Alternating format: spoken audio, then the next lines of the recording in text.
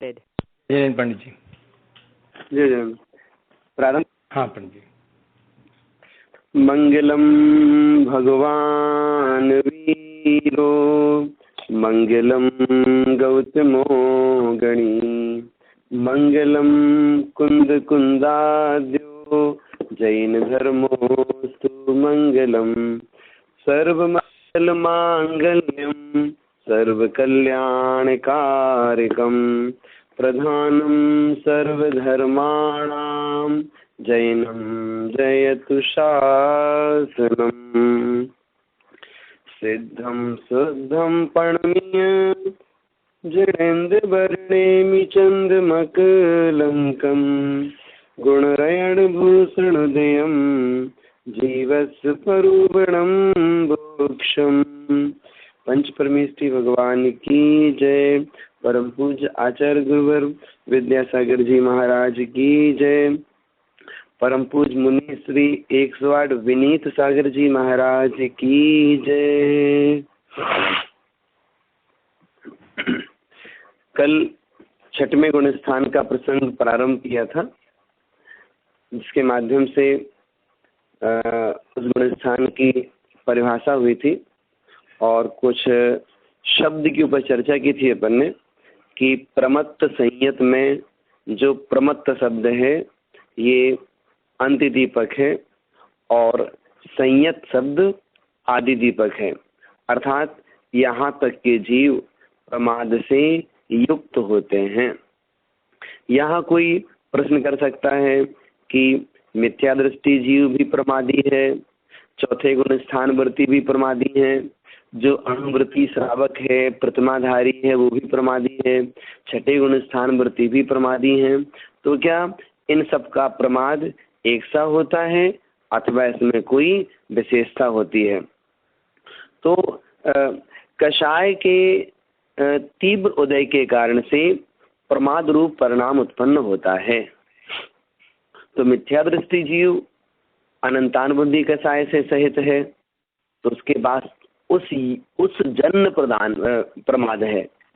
चौथे गुण स्थान वर्ती के पास अनंतानुबंधी नहीं है लेकिन शेष कषाय हैं, तो उस जन्म प्रमाद है। पंचम गुण स्थान वर्ती के पास में प्रत्याख्यान है, उस जन्म प्रमाद है।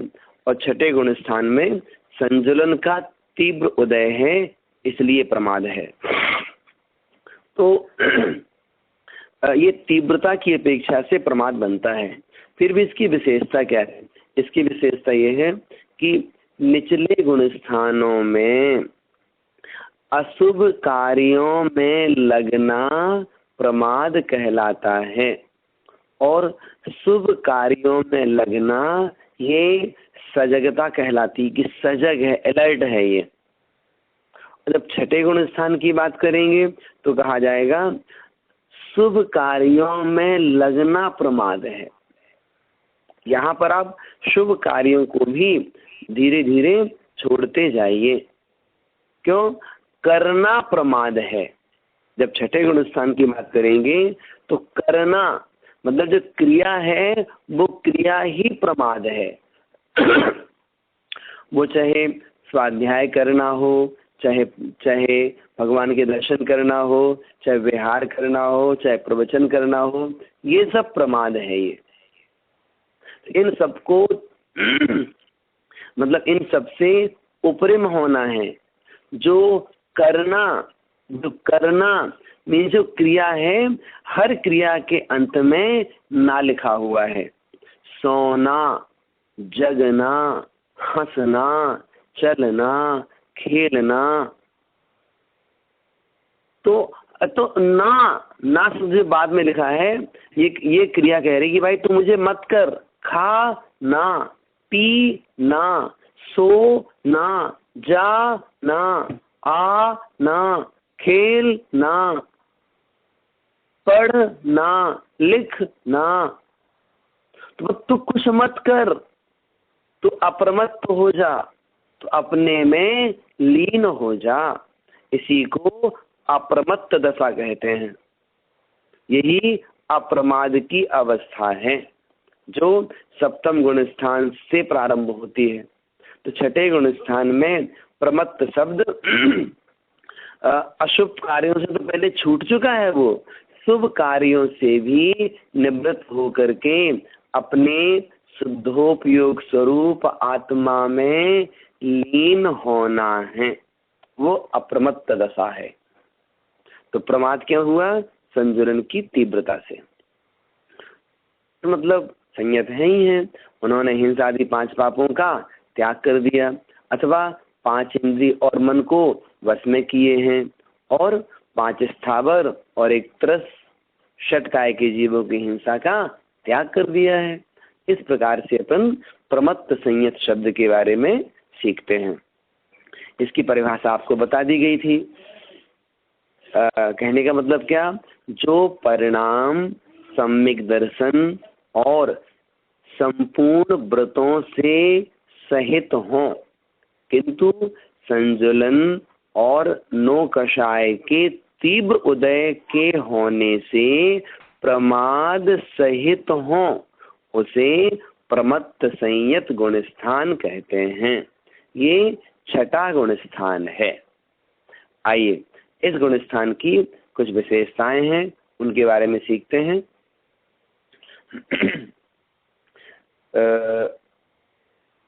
जितनी भी रिद्धियां हैं जो अपन नित्या प्रकंपात के पाठ में पढ़ते हैं, 64 रिद्धियों के नाम, तो उन 64 रिद्धियों में केवल ज्ञान रिद्धि को छोड़ देना, उसके अलावा 63 तक रिद्धियां 6ठे गुणस्थान वर्ती मुनि महाराज के पाई जाती हैं।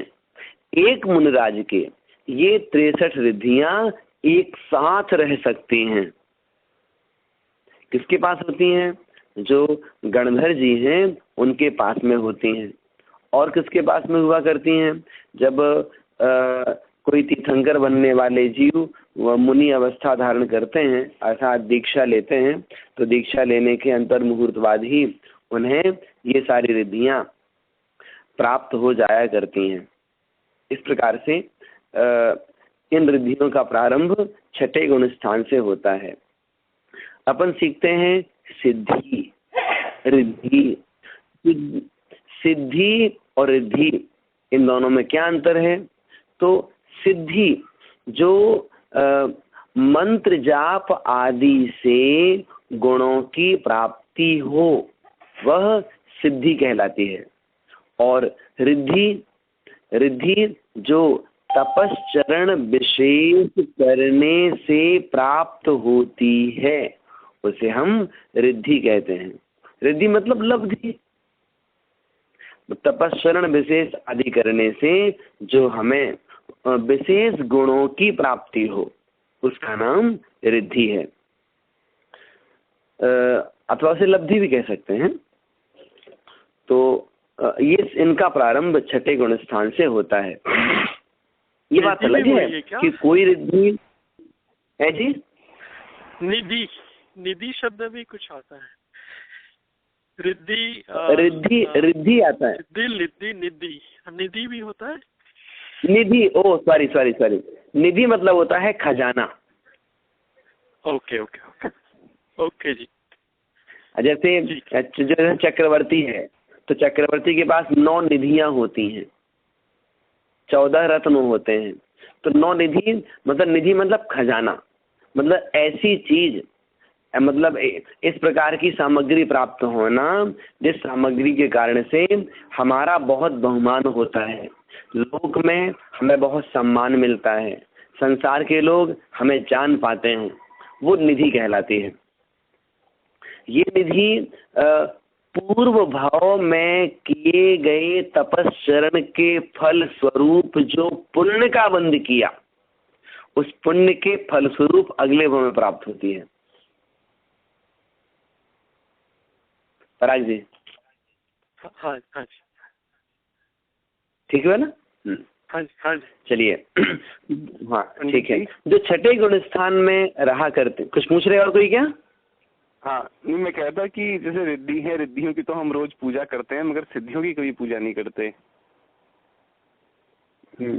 तो सतियों के पास में कोई रिद्धियां प्राप्त होती नहीं है, और जो सती हैं, सतियां हैं, ये हमारे लिए सम्माननीय हैं, पूजनीय नहीं है। सम्माननीय अलग होता है, पूजनीय अलग होता है। जैसे हम ज्ञान और चारित्र इन दोनों की बात करते हैं। ज्ञान सम्माननीय है, ज्ञान पूजनीय नहीं है। लेकिन जो चारित्र है, चारित्र सम्माननीय भी है और चारित्र पूजनीय भी है। तो चारित्र कितने प्रकार के होते हैं? चारित्र 5 प्रकार के होते हैं। सामायिक, छेदोपस्थापना, परिहार विशुद्धि, सुसंप्राय और यथाख्यात। ये चारित्र जिनके पास में हैं, हम उनकी पूजा करते हैं। और 3 कम 9 करोड़ मुनिराजों का स्मरण करने से ये 5 प्रकार के चारित्रधारियों की आ जाती है। हाँ जी, बहुत ठीक हुआ ना? हाँ बिल्कुल, एकदम समझ में आया। हाँ, और जो सिद्ध परमेष्ठी जी होते हैं वो तो उस चारित्र से भी उपरिम हो गए। उनका तो कहने क्या है ना? उन्होंने चारित्र के तो उस पूर्ण फल को ही प्राप्त कर लिया। तो जो सतियां हैं ये सम्माननीय हैं, हम इनका नाम बड़े आदर से लेते हैं। और इन्होंने जो अपने जीवन की रक्षा की और अपना मानव जीवन सफल बनाया है, उनसे हमें प्रेरणा मिलती है कि भाई हमारे जीवन में भी कोई विपरीत परिस्थितियां आए तो हम कैसे समभाव रखें। उन सतियों ने जिस प्रकार से दूसरों को जवाब दिए हैं अपनी आत्मा का संतुलन बनाए रखने के लिए, वैसे जवाब हम भी दे पाएं। मतलब हमारे अंदर में भी, हमारे आत्म परिणामों में, हमारी शैली में, हमारे वचनों में वो शालीनता झलके। इन सब के लिए हम उन सतियों को प्रणाम करते हैं।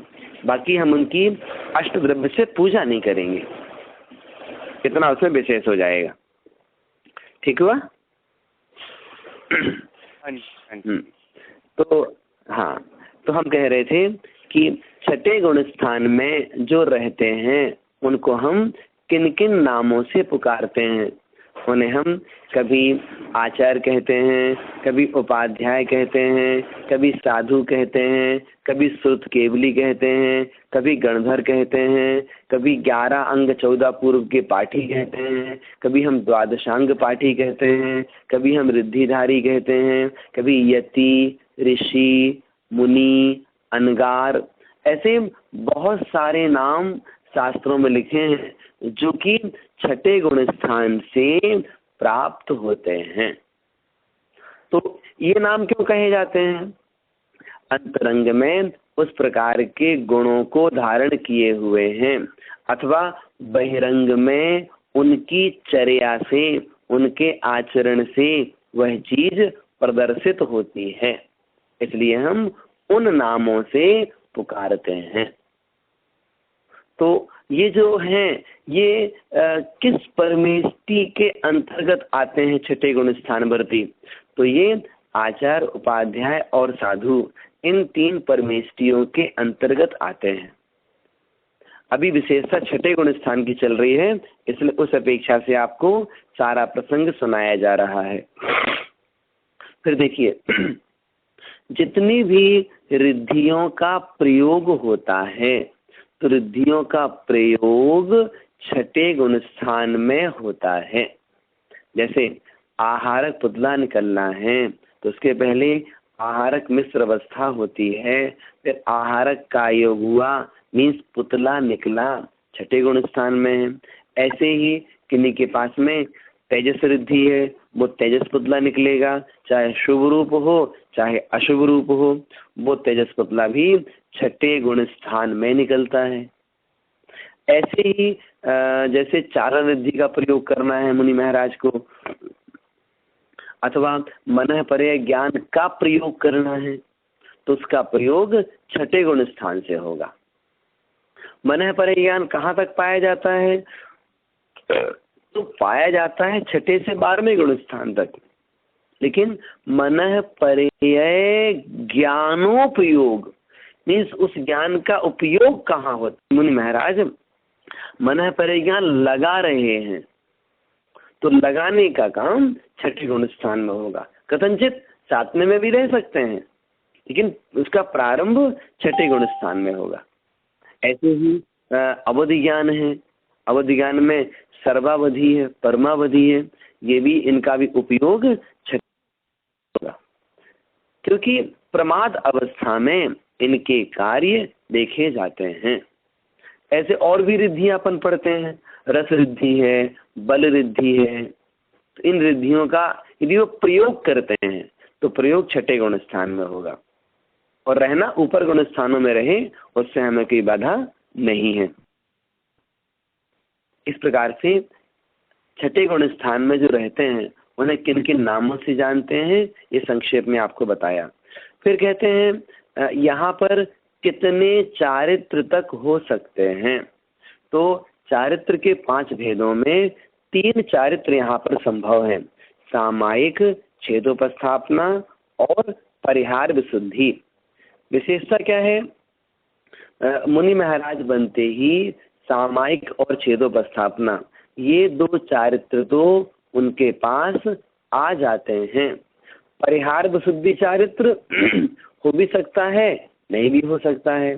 जैसे कि आपको पहले बताया था कि परिहार विशुद्धि चारित्र कब प्राप्त होता है, तो 30 वर्ष की उम्र में कोई सुखी रहने वाला गृहस्थ तीर्थंकर जी के पादमूल में जाकर के दिगंबरी दीक्षा ले, वहां जाकर 8 वर्ष तक प्रत्याख्यान नामक पूर्व का अध्ययन करे, तो 38 वर्ष अंतर मुहूर्त में उसे परिहार विशुद्धि चारित्र की प्राप्ति होती है। और ये तीनों संध्या कालों में कभी मतलब संध्या कालों को छोड़ करके ये नियम से विहार करते हैं। तो जिस समय इनका विहार होता है उस समय परिहार विशुद्धि चारित्र कार्य करता है। तो ऐसे करके ये 3 चारित्र तक इस गुण स्थान में नाना जीवों की अपेक्षा से संभव हो जाते हैं। फिर बात करते हैं कोई एक जीव छठे गुण स्थान में रहे तो रह सकता है। छठे गुण स्थान का जघन्य काल, छठे गुण स्थान का जघन्य काल एक समय है, और छठे गुण स्थान का उत्कृष्ट काल अंतर मुहूर्त प्रमाण है। उत्कृष्ट काल अंतर मुहूर्त है, जघन्य काल एक समय है। विशेषता क्या हुई? एक समय किसकी अपेक्षा से घटित होता है? तो बताया जाता है कि कोई सप्तम गुण स्थान से छठे गुण स्थान में गिरे और गिरते ही उस जीव का मरण हो जाए तो वो छठे से नीचे गिर जाएंगे चौथे गुण स्थान में। तो छठे गुण स्थान का एक समय काल किसकी अपेक्षा बना? जो जीव सप्तम से गिर के छठे में आय मरण हो जाए, अर्थात मरण अपेक्षा जघन्य काल एक समय घटित होता है। सामान्य से मुनि महाराज हैं 7वें से 6वें में, छठे से 7वें में, 6वें में, 7वें में, इस प्रकार से ऊपर नीचे होते रहते हैं। तो जघन्य काल हो गया, उत्कृष्ट काल हो गया। नाना जीवों की अपेक्षा से छठे गुण स्थान का काल कितना है? तो छठे गुण स्थान का काल अनादि अनंत है, अर्थात सर्वकाल है। अर्थात छठे गुण स्थानवर्ती मुनि महाराज हमेशा हमेशा पाए जाते हैं। कहाँ पाए जाते हैं? अढ़ाई द्वीप में पाए जाते हैं। अढ़ाई द्वीप में कहाँ पाए जाते हैं? कर्म भूमियों में पाए जाते हैं। कर्म भूमि में कहाँ पाए जाते हैं? जो विदेह क्षेत्र है वहाँ हमेशा हमेशा पाए जाते हैं। और जो क्षेत्र और ऐरावत क्षेत्र में विजयार्ध पर्वत है वहाँ पर पाए जाते हैं। जो भरत और ऐरावत क्षेत्र में जो आर्यखंड हैं, आर्यखंडों में हमेशा हमेशा नहीं पाए जाते। कब पाए जाते हैं? चौथे काल में और पंचम काल में पाए जाते हैं। तो क्या चौथे काल में हमेशा पाए जाते हैं? सामान्यतः तो हमेशा पाए जाते हैं, लेकिन हुंडावसृपणी काल की अपेक्षा से कोई चित्र विचित्र घटनाएं घटती हैं।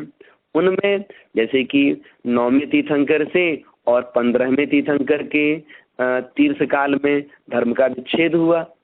उस समय कोई मुनि महाराज नहीं थे, तो वो अपवाद रूप में यहाँ घटित हो जाता है। बाकी भरत और ऐरावत क्षेत्रों में जब चौथा काल होता है, पंचम काल होता है, तो वहाँ पर हमेशा भावलिंगी मुनि महाराज पाए जाते हैं।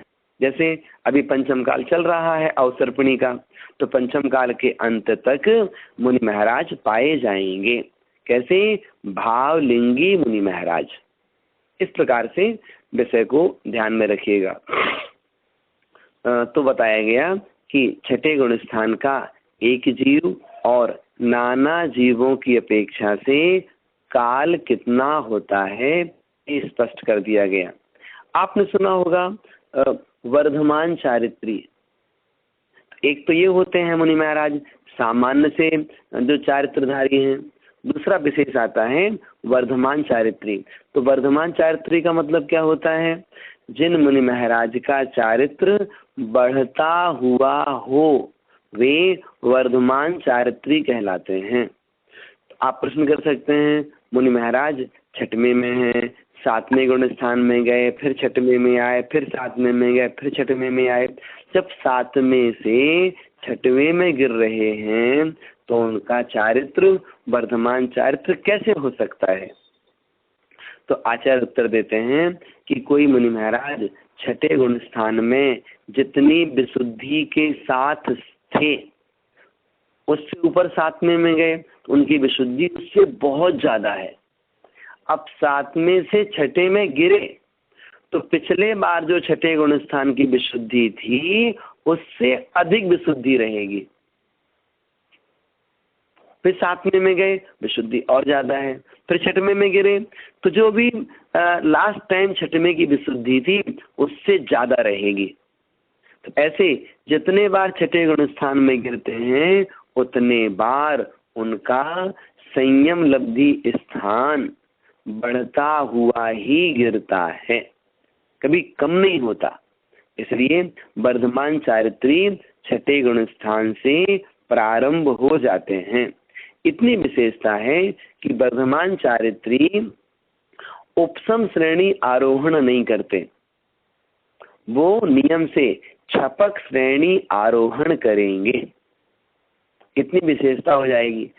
जो तीर्थंकर होते हैं जिस पर्याय में उन्हें तीर्थंकर बनना है, जैसे आदिनाथ स्वामी या महावीर स्वामी अथवा शांतिनाथ भगवान, कोई भी ले लीजिए, तीर्थंकर जी उस भाव में मीन्स मुनि बनने के बाद में छठे 7वें गुण स्थान में रहते हैं और फिर सीधे छपक श्रेणी आरोहण करते हैं। इतनी विशेषता हो जाएगी। कहने का मतलब क्या? कहने का मतलब ये, कोई आपसे प्रश्न करे कि जिस भाव में तीर्थंकर बनना है, जिस भाव में उनके पंच कल्याणक हुए हैं, जिस भाव में उनके पंच कल्याणक हुए हैं, उस भाव में वे किस किस गुण स्थान में नहीं रहते हैं? उत्तर देंगे पहला, दूसरा, तीसरा और 11वां। इन गुण स्थान में वो नहीं रहते हैं। तो कहाँ रहते हैं? जन्म हुआ चौथे में, 8 वर्ष हुए तो पंचम में, फिर दीक्षा दी तो 7वां छठवां, छपक श्रेणी मांगी तो 8वां 9वां 10वां 12वां, अनंत बने तो 13वां और सिद्ध बनने से पहले 14वां। इस प्रकार जो तीर्थंकर जी हैं ये हमेशा वर्धमान चारित्री ही कहे जाते हैं। और भी मुनि महाराज हैं जिनका चारित्र उत्कृष्ट है, उनके पास में भी ये व्यवस्था बन सकती है। अब देखो कुछ बात और है। जो छठे गुण स्थानवर्ती मुनि महाराज होते हैं, इनके पास में 4 चीजें एक साथ नहीं होती हैं। वे 4 चीज कौन कौन सी हैं? तो कहा गया है प्रथमोपसम सम्यक्त्व, परिहार विशुद्धि चारित्र, आहारक शरीर, और एक चीज और है, तो एक बार पुनः बोलते हैं हम। नीलेंद्र ध्यान, प्रथमोपसम सम्यक्त्व, परिहार विशुद्धि चारित्र, मन पर्यय ज्ञान। हाँ जी, एक चीज और कौन सी है बताइए? आहारक शरीर। आहारक शरीर बोल दिया, परिहार विशुद्धि चारित्र, मन पर्यय ज्ञान, प्रथमोपसम सम्यक्त्व, 4 हो तो गए। ठीक, बहुत बढ़िया। ये 4 चीजें हो जाती हैं। प्रथमोपसम सम्यक्त्व, आहारक शरीर, मन पर्यय ज्ञान और परिहार विशुद्धि चारित्र। ये 4 चीज एक साथ नहीं होती। कहने का मतलब क्या? कहने का मतलब ये, जो मुनिराज पहले गुण स्थान से सप्तम गुण स्थान में गए, फिर छठे गुण स्थान में गिरे, उनके पास में उस समय मात्र प्रथमोपसम सम्यक्त्व रहेगा। उस समय उनको मन पर्यय ज्ञान की प्राप्ति नहीं होगी। तो मन पर्यय ज्ञान की प्राप्ति कब, किसको, कहाँ होती है? तो आचार्य लिखते हैं, जो छायोपसमिक सम्यक दृष्टि मुनि महाराज हैं अथवा छायिक सम्यक दृष्टि मुनि महाराज हैं, जिन मुनिराजों के पास में कोई और रिद्धियां प्राप्त हैं, ऐसे मुनि महाराज जो सप्तम गुण स्थान में है, सप्तम गुण स्थान में उन्हें मन पर्यय ज्ञान की प्राप्ति हो सकती है। फिर वो सप्तम के छठे गुण स्थान में आ जाएंगे, तो छठे गुण स्थान में भी मन पर्यय ज्ञान रहता है। जिनके पास मन पर्यय ज्ञान है, मोक्षम सम्यक्त नहीं होगा। उनके पास में परिहार विशुद्धि चारित्र की प्राप्ति भी नहीं होगी। इस प्रकार इन 4 में से हमेशा एक चीज रहती है। जैसे तीर्थंकर जी हैं, तीर्थंकर जी के पास में मन पर्यय ज्ञान होता है, तीर्थंकर के पास परिहार विशुद्धि चारित्र नहीं होता, और उनको आहारक पुतला भी नहीं निकलता उनके, तो आहारक शरीर भी नहीं होता। जिनके पास में आहारक पुतला निकलता है, उनके पास में शेष 3 चीजें नहीं होती हैं। जब हम द्वितीयोपसम सम्यक दर्शन की बात करते हैं, तो ये कहा जाता है कि द्वितीयोपसम सम्यक्त्वी, अर्थात जो उपसम श्रेणी आरोहण करने के लिए तैयार हैं, उनके पास में मन पर्यय ज्ञान रह सकता, उपयोग नहीं होगा लेकिन मन पर्यय ज्ञान रह सकता है। इस प्रकार से ये थोड़े से नियम हैं, वो आपके सामने हमने स्पष्ट किए। अब फिर आप बात करोगे परिहार विशुद्धि चारित्र, तो परिहार विशुद्धि चारित्र छठे 7वें गुण स्थान में होता है और उपसम श्रेणी ऊपर गुण स्थानों में होती है 8वें। तो ये प्रसंग अपने मतलब धारणा में रखिएगा। फिर अगली बात करते हैं, जो छठे 7वें गुण स्थान वर्ती मुनि महल। हेलो, हाँ जी पंडित जी, कुछ पूछ रहे क्या? हाँ जी, हाँ बोलिए। ये पंडित जी, पंचम काल में आहारक शरीर होता है क्या छठे गुण स्थान वर्ती मुनिराज को? नहीं, पंचम काल में तपश्चरण तो है, परिणामों की विशुद्धि तो है, लेकिन इतनी विशुद्धि नहीं है कि कोई आहारक शरीर नाम कर्म का बंद कर सके। और आहारक शरीर पूछ रहे ना? हाँ जी, हाँ जी। और तो आहारक शरीर नाम कर्म का बंद कर सके, और जब बंद नहीं करेगा तो उसे फल भी नहीं मिलेगा। और पूर्व में किसी ने आहारक शरीर का बंद किया हो, आहारक शरीर का बंद किया हो, और वर्तमान पंचम काल में यहाँ भले किसी का जन्म भी हुआ हो, ऐसा भी कदाचित मान लो, तो उसके पास में मतलब आहारक शरीर नहीं बनेगा। और देखो एक चीज और आपको अच्छी सुनाते हैं, जो आहारक शरीर है, तो आहारक शरीर की सत्ता का अपना नियत काल है। मतलब क्या? मतलब ये आहारक शरीर नाम कर्म का बंध सप्तम गुण स्थान से 8वें गुण स्थान के 6ठे भाग तक होता है। इसको अप्रमत्त संयत मुनि महाराज के सप्तम गुण स्थान में और ऐसे 8वें गुण स्थान के 6ठे भाग तक इसका बंध हो रहा है। और माना कि किसी ने पिछले भाव में इसका बंध किया हो और ऐसा जीव आयु पूरी करके देवगति में चला गया।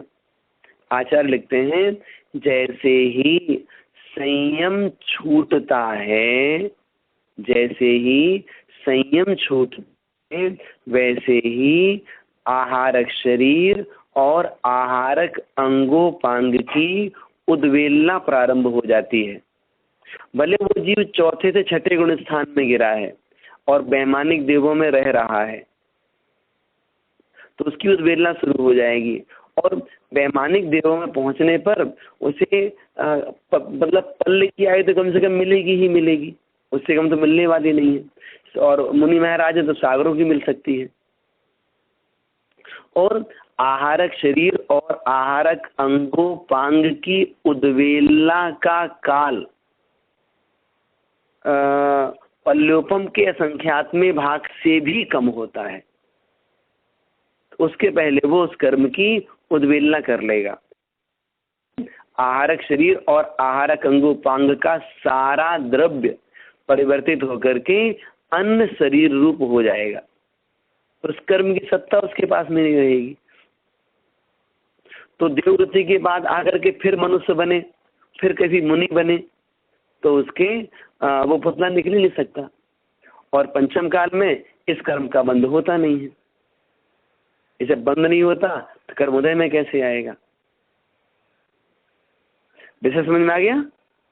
हाँ जी, बढ़िया पंडित जी।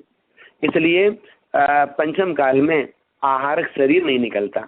और दूसरा ये है, आहारक शरीर भी एक प्रकार की रिद्धि कहलाती है और पंचम काल में ऐसे रिद्धियों का प्रयोग होता ही नहीं है।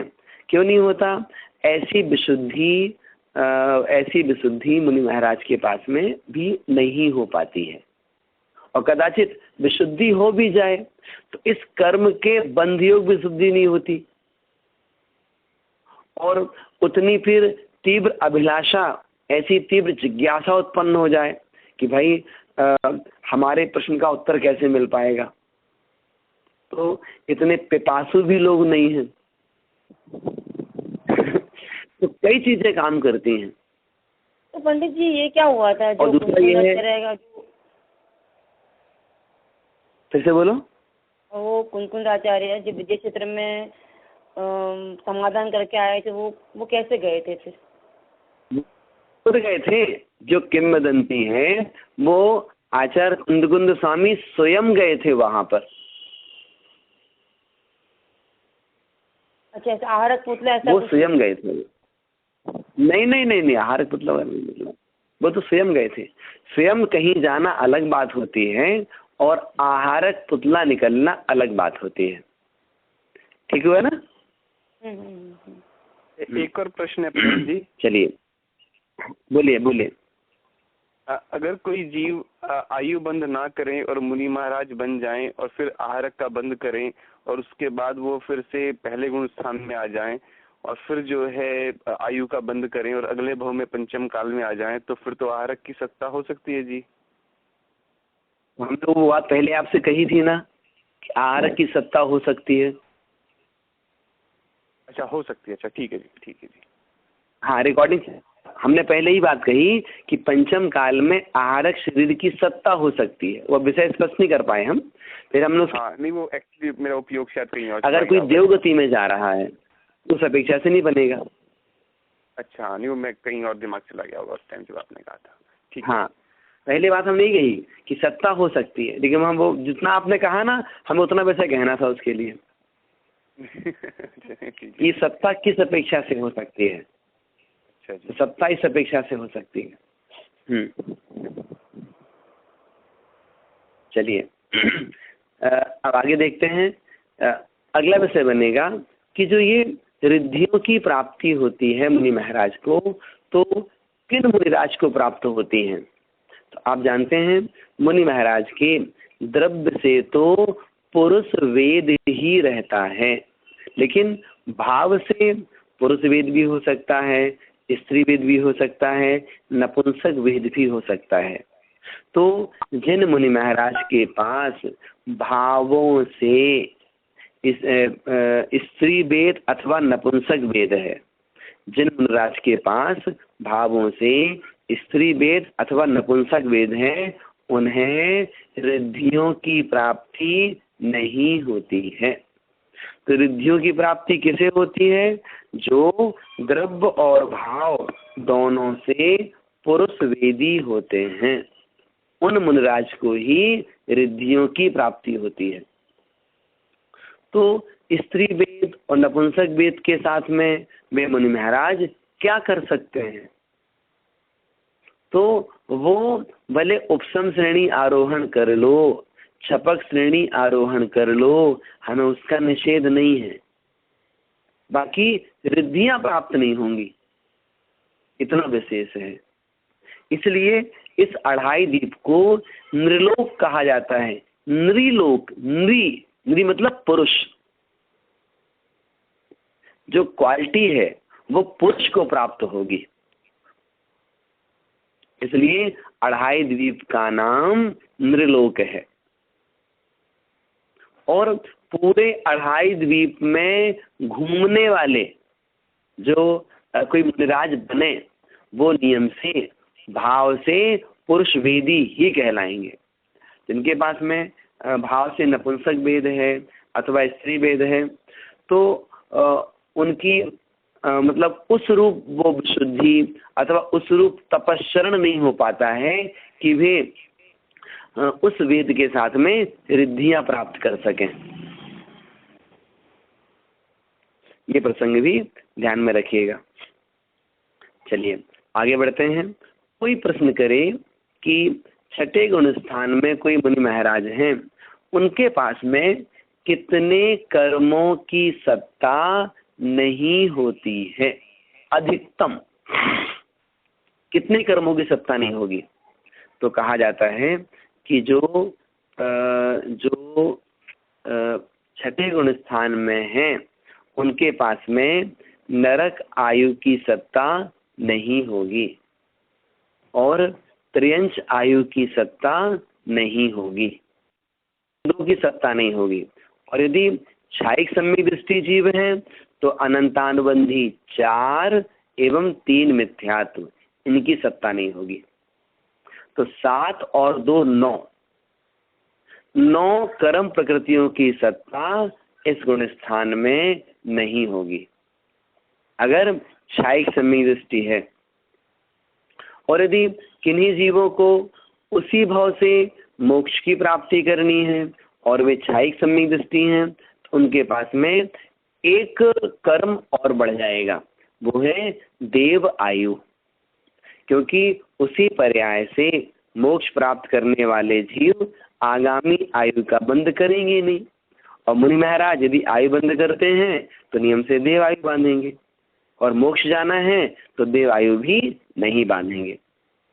तो 7 प्रकृतियां वो और 3 ही है, तो 10 कर्म नहीं होगी। आयु बंध की बात चल रही है तो हम इतना आपको और स्पष्ट कर दें कि यदि कोई मुनि महाराज जिन्होंने अभी देव आयु का बंध नहीं किया, ऐसे मुनिराज यदि देव आयु का बंध करते हैं तो देव आयु के बंध का प्रारंभ छठे गुण स्थान से होगा। पहले से 5वें तक आयु बंध होता है, प्रसंग अलग है, उसकी बात नहीं कर रहे हैं। अभी हम बात कर रहे हैं छठे 7वें गुण स्थान की अपेक्षा। मुनि महाराज छठे 7वें गुण स्थान में होते हैं तो 7वें गुण स्थान में आगामी आयु का बंध नहीं होता। कौन? प्रारंभ। प्रारंभ कहाँ होता है? प्रारंभ छठे गुण स्थान में होता है। लेकिन आयु की पूर्णता, आयु बंध की पूर्णता छठे में भी हो सकती है, सातवें में भी हो सकती है। कहने का मतलब क्या? कहने का मतलब ये है कि आगामी आयु बंध का कारण उन मुनि महाराज के प्रमाद रूप परिणाम है, लेकिन आयु बंध सप्तम तक संभव है। विशेषता क्या है?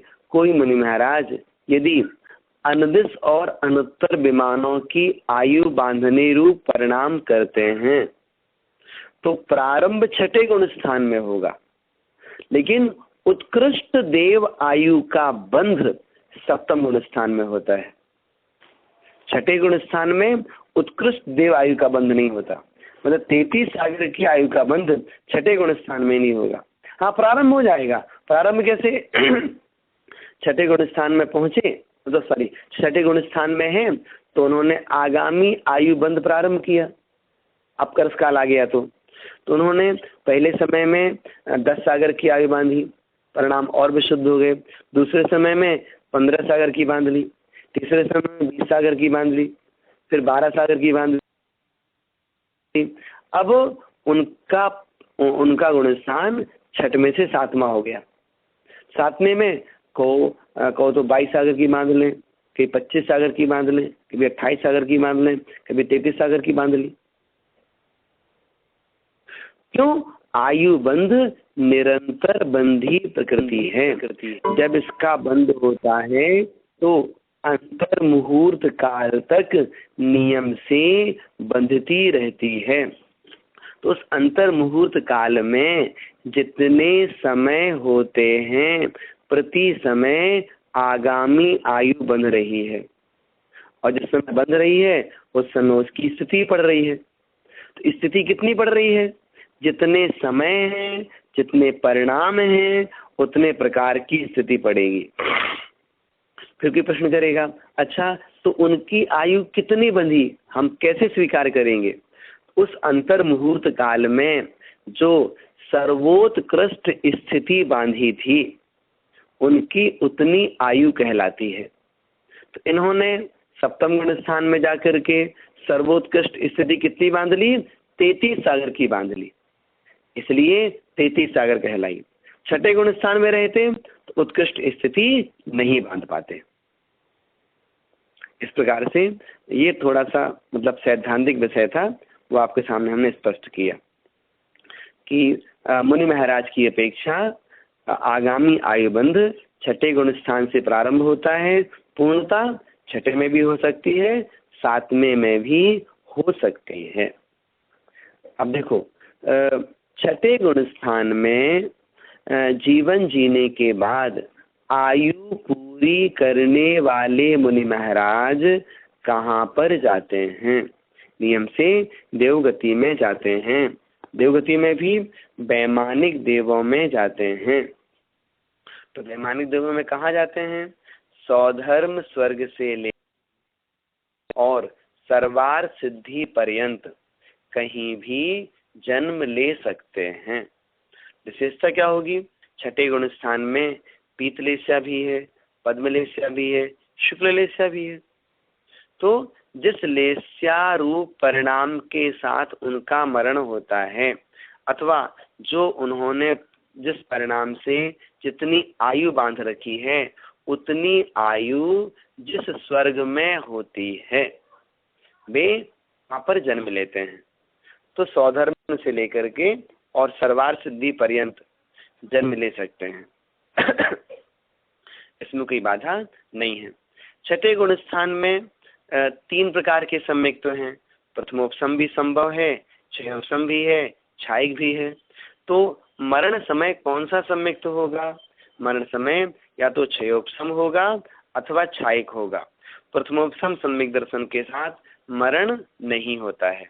हाँ, ये संभव है कि कोई जीव द्वितीयोपसम सम्यक्त प्राप्त करके उपसम श्रेणी आरोहण करके काल क्षय की अपेक्षा उपसम श्रेणी से गिरे और छठे गुण स्थान में आए तो उस द्वितीयोपसम सम्यक दर्शन के साथ में मरण हो जाए। क्यों? अभी द्वितीयोपसम सम्यक दर्शन का काल बचा है और छठे गुण स्थान में गिरते ही उनका मरण हो गया। उस अपेक्षा से द्वितीयोपसम सम्यक दर्शन के साथ छठे गुण स्थान वर्ती का मरण हो सकता है। तो द्वितीयोपसम, क्षयोपसम और छायक, प्रथमोपसम के साथ मरण नहीं होगा। प्रथमोपसम कैसे बना? किसी मिथ्या दृष्टि जीव ने सम्यक्त और संयम इन दोनों को एक साथ धारण किया, तो पहले से सातवें गुण स्थान में आए और सातवें से गिर के छठे में आए, तो प्रथमोपसम है। उस प्रथमोपसम के साथ जीव का मरण नहीं होता। इस प्रकार से आपके सामने आयु की अपेक्षा थोड़ा विशेषता थी, वो आपको स्पष्ट की।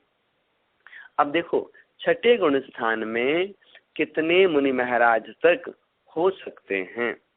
तो उत्कृष्टता की अपेक्षा से 5,93,98,206 अर्थात 593,98,206 इतने मुनि महाराज एक साथ छठे गुण स्थान में रह सकते हैं।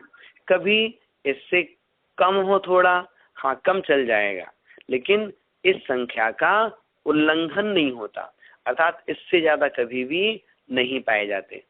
तो क्या कम पाए जा सकते हैं? थोड़ा बहुत कम हो चल जाएगा। तो कम कितने हो सकते हैं?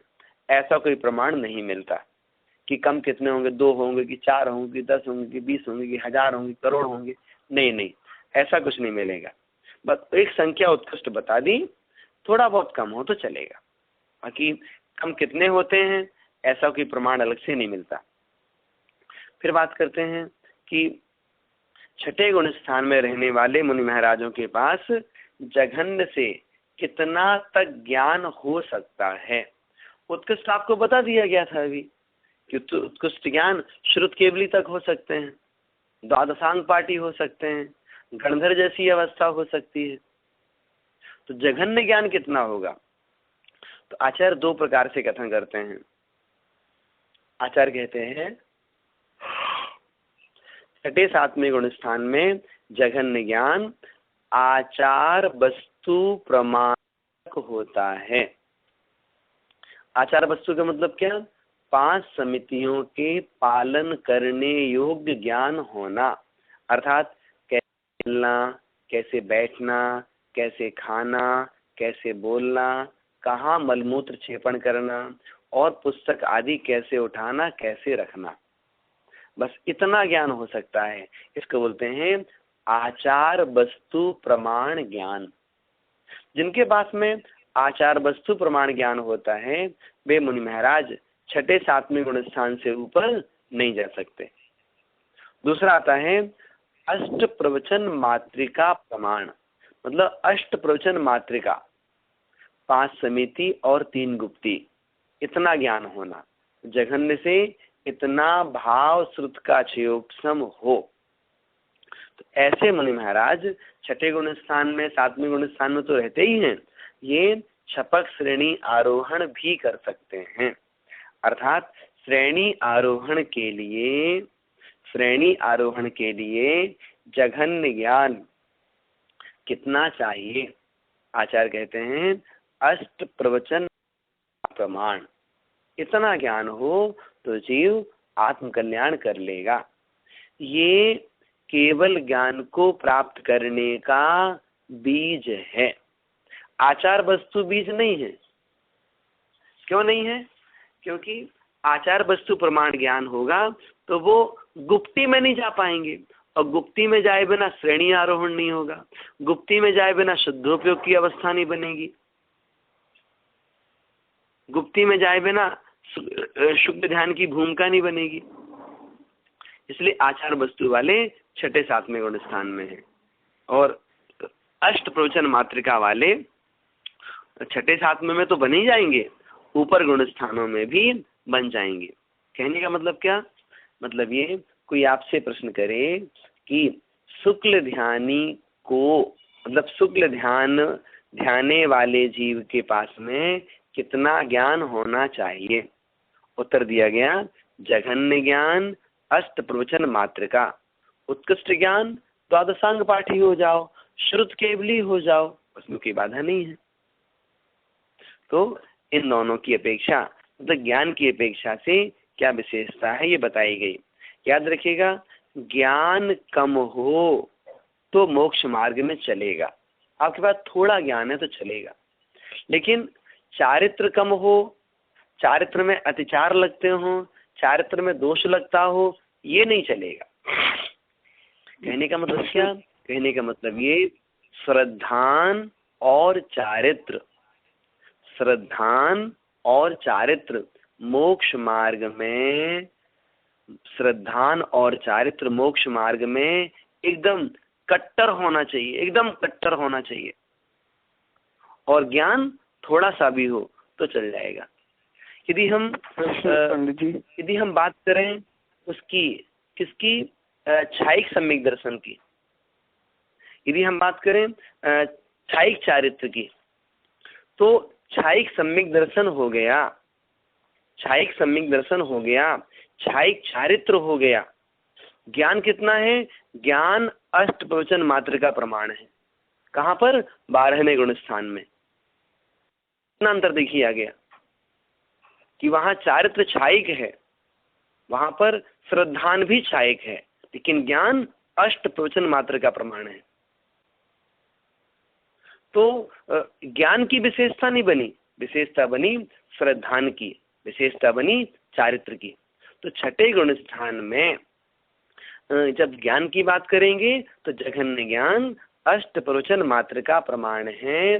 अगर उसे श्रेणी आरोहण करना है अथवा पहला दूसरा शुक्ल ध्यान प्राप्त करना है तो, और यदि छठे सातवें गुण स्थान में है, उससे ऊपर नहीं, तो उसके लिए जघन्य ज्ञान आचार वस्तु प्रमाण है। इस प्रकार ये भेद अपने मानस में स्पष्ट रखिएगा। जी समझ में आ गया? हाँ समझ में आ गया। जिसमें एक दो प्रश्न थे जी। एक तो जी ये है क्या हुआ जी, विषय को आगे बढ़ाते हैं। अब बात करते हैं कि जो समुद्घात हैं, समुद्घात के 7 भेद बताए गए। तो छठे गुण स्थानवर्ती मुनि महाराज के पास कितने समुद्घात तक हो सकते हैं? तो कषाय,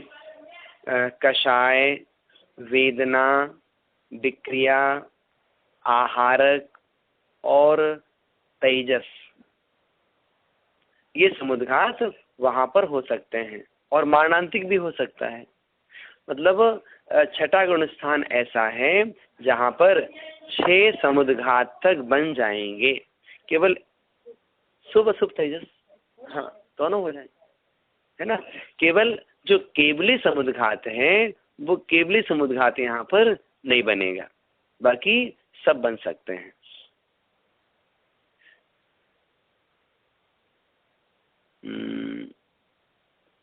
और क्या बनेगा? हाँ, बहुत सारा विषय हो गया। इस प्रकार से जो छठा गुण स्थान है, छठे गुण स्थान में क्या व्यवस्था बनती है ये आपके सामने बताई गई। एक चीज और देखें कि कोई जीव छठे गुण स्थान से सप्तम गुण स्थान में जाता है तो छठवें गुण स्थान में कितनी कर्म प्रकृतियों की बंध विच्युति होती है।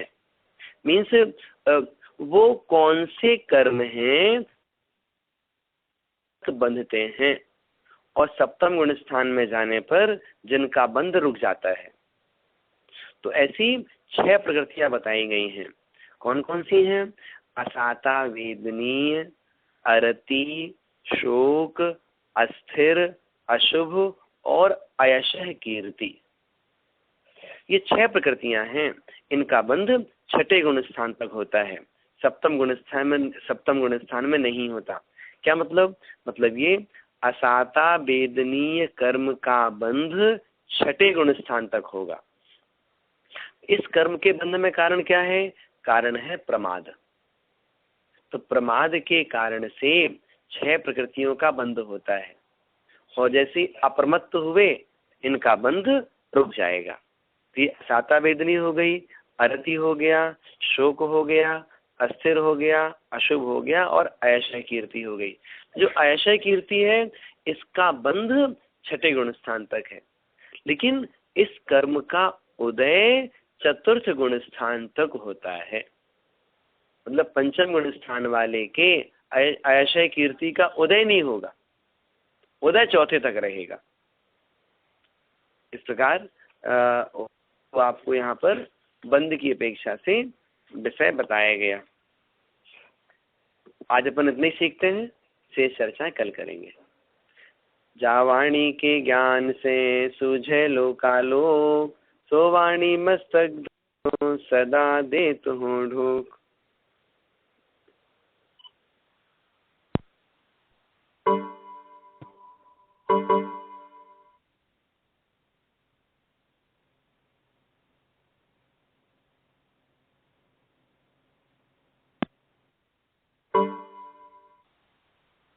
दादुकान जिनवाणी माता की जय हो।